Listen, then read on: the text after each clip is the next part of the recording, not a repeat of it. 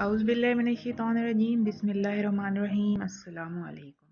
आज की वीडियो में हम आपको बताएंगे सहरी में किन ग़िज़ाओं का इस्तेमाल आपको दिन भर एक्टिव रख सकता है। वीडियो शुरू करने से पहले अगर आप चैनल पर नए हैं तो चैनल को सब्सक्राइब कर दें और बेल आइकन को प्रेस कर दें ताकि हर नई आने वाली अपडेट आपको मिले। दुनिया भर में माह मुक़द्दस का आगाज़ हो गया है। मुसलमान इस फ़र्ज़ की अदायगी के लिए सहरी में भरपूर खानों का अहतमाम करते हैं ताकि दिन भर रोज़ा अच्छा गुजर सके।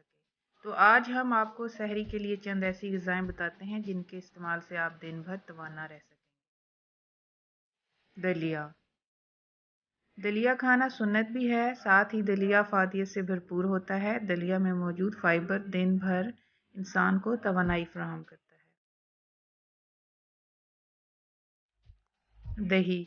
दही में कुदरती तौर पर अच्छा बैक्टीरिया मौजूद होता है जो आपके मैदा को सेहतमंद रखता है, जिसकी वजह से सहरी में दही का इस्तेमाल करने वालों का रोज़ा दिन भर अच्छा गुजरता है।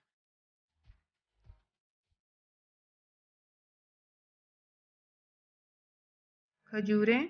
रमज़ान में खजूर का इस्तेमाल हर घर में ही होता है।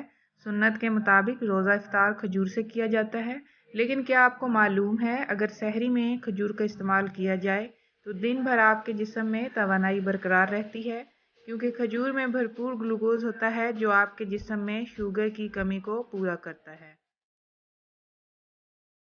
सेब। सेब को आयरन का खजाना समझा जाता है।